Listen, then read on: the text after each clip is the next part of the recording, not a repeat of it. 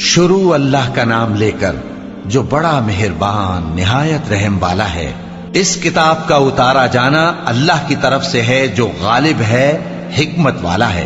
ए पैगंबर, हमने ये किताब तुम्हारी तरफ सच्चाई के साथ नाजिल की है, तो अल्लाह की इबादत करो, यानी उसकी इबादत को शिर्क से खालिस करके। देखो, खालिस इबादत अल्लाह ही के लिए ज़ेबा है, और जिन लोगों ने उसके सिवा और दोस्त बनाए हैं वो कहते हैं कि हम उनको इसलिए पूछते हैं कि वो हमको अल्लाह का मुकर्रब बना दें। तो जिन बातों में ये इख्तिलाफ करते हैं अल्लाह उनमें उनका फैसला कर देगा।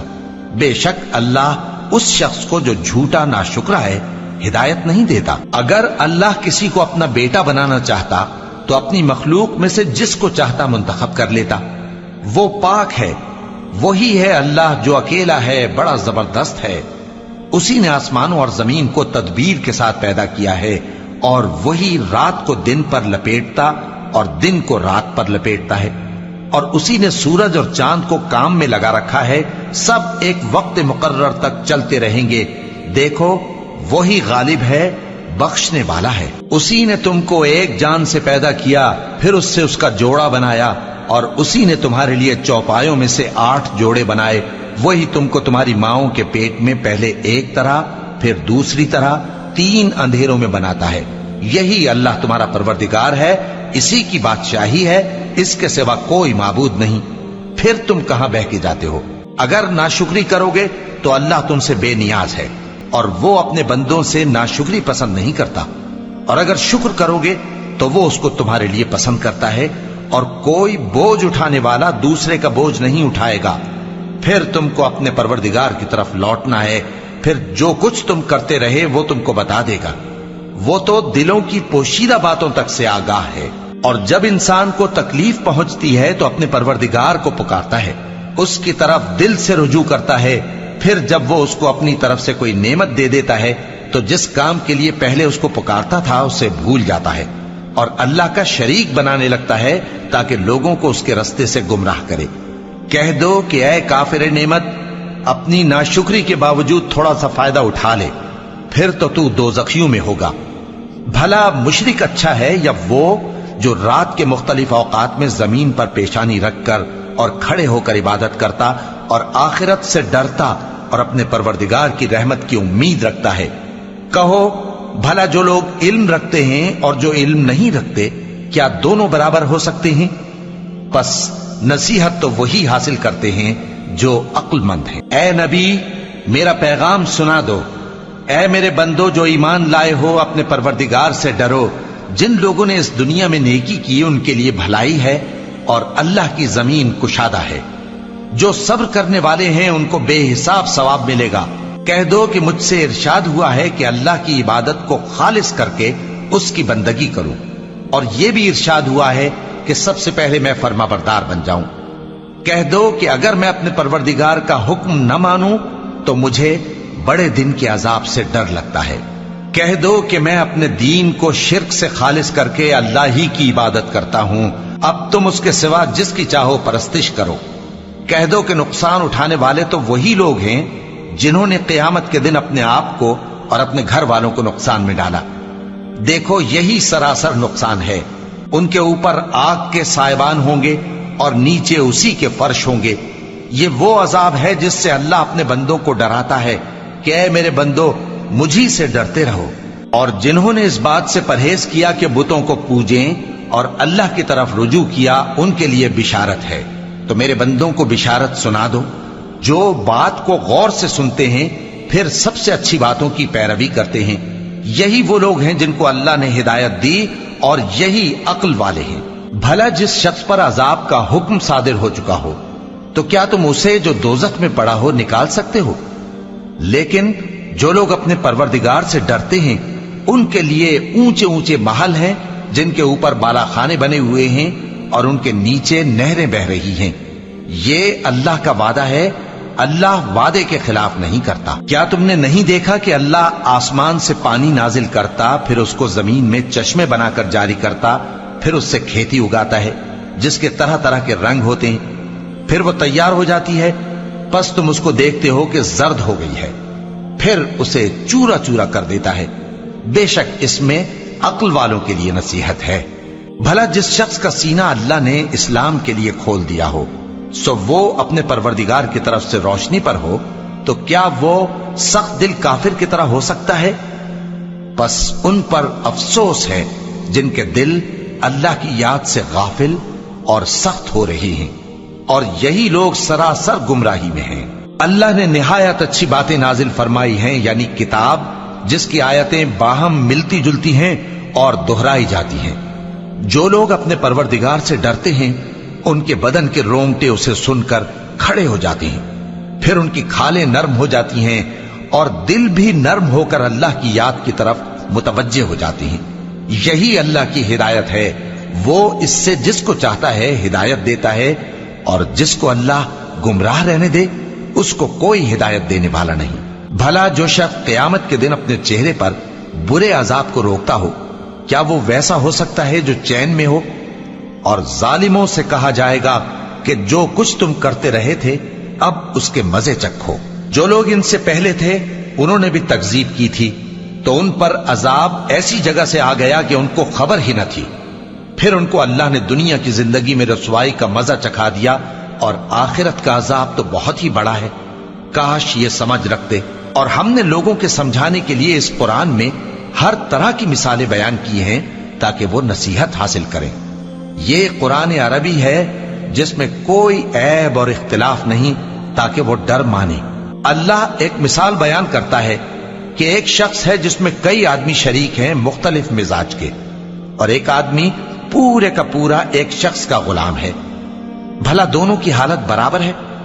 نہیں، الحمدللہ، مگر یہ اکثر لوگ نہیں جانتے۔ اے پیغمبر، تم بھی مرنے والے ہو اور یہ بھی مرنے والے ہیں، پھر تم سب قیامت کے دن اپنے پروردگار کے سامنے جھگڑو گے۔ پھر اس سے بڑھ کر ظالم کون جو اللہ پر جھوٹ بولے اور سچی بات جب اس کے پاس پہنچ جائے تو اسے جھٹلائے۔ کیا جہنم میں کافروں کا ٹھکانہ نہیں ہے؟ اور جو شخص سچی بات لے کر آیا اور جس نے اس کی تصدیق کی وہی لوگ متقی ہیں۔ وہ جو چاہیں گے ان کے لیے ان کے پروردگار کے پاس موجود ہے۔ نیکوکاروں کا یہی بدلہ ہے، تاکہ اللہ ان سے برائیوں کو جو انہوں نے کی دور کر دے، اور نیک کاموں کا جو وہ کرتے رہے ان کو بدلہ دے۔ کیا اللہ اپنے بندے کو کافی نہیں؟ اور اے نبی، یہ تم کو ان لوگوں سے جو اللہ کے سوا ہیں یعنی غیر اللہ سے ڈراتے ہیں، اور جس کو اللہ گمراہ رہنے دے اسے کوئی ہدایت دینے والا نہیں، اور جس کو اللہ ہدایت دے اس کو کوئی گمراہ کرنے والا نہیں۔ کیا اللہ عزت والا بدلہ لینے والا نہیں ہے؟ اور اگر تم ان سے پوچھو کہ آسمانوں اور زمین کو کس نے پیدا کیا تو کہہ دیں گے کہ اللہ نے۔ کہو کہ بھلا دیکھو تو جن کو تم اللہ کے سوا پکارتے ہو، اگر اللہ مجھ کو کوئی تکلیف پہنچانی چاہے تو کیا وہ اس تکلیف کو دور کر سکتی ہیں؟ یا اگر وہ مجھ پر مہربانی کرنا چاہے تو کیا وہ اس کی مہربانی کو روک سکتے ہیں؟ کہہ دو کہ مجھے اللہ ہی کافی ہے، بھروسہ رکھنے والے اسی پر بھروسہ رکھتے ہیں۔ کہہ دو کہ اے قوم، تم اپنی جگہ عمل کیے جاؤ، میں اپنی جگہ عمل کیے جاتا ہوں۔ ان قریب تم کو معلوم ہو جائے گا کہ کس پر عذاب آتا ہے جو اسے رسوا کرے گا، اور کس پر ہمیشہ کا عذاب نازل ہوتا ہے۔ ہم نے تم پر یہ کتاب لوگوں کی ہدایت کے لیے سچائی کے ساتھ نازل کی ہے، تو جو شخص ہدایت پاتا ہے تو اپنے بھلے کے لیے، اور جو گمراہ ہوتا ہے تو گمراہی سے اپنا ہی نقصان کرتا ہے۔ اور اے پیغمبر، تم ان کے ذمہ دار نہیں ہو۔ اللہ لوگوں کے مرنے کے وقت ان کی روحیں قبض کر لیتا ہے، اور جو مرے نہیں ان کی روحیں سوتے میں قبض کر لیتا ہے۔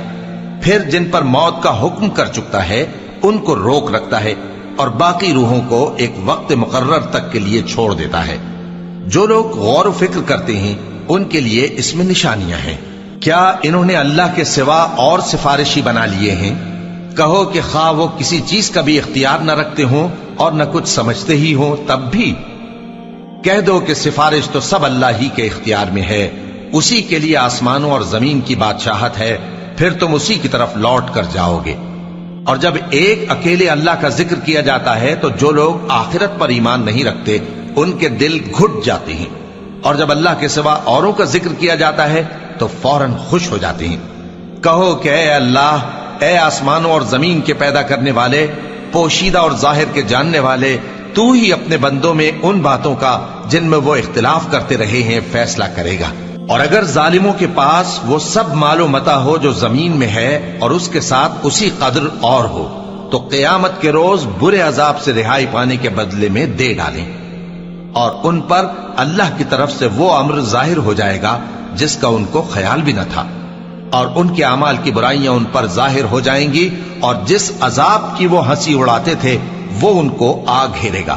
سو جب انسان کو تکلیف پہنچتی ہے تو ہمیں پکارنے لگتا ہے، پھر جب ہم اس کو اپنی طرف سے نعمت بخشتے ہیں تو کہتا ہے کہ یہ تو مجھے میرے علم و دانش کے سبب ملی ہے۔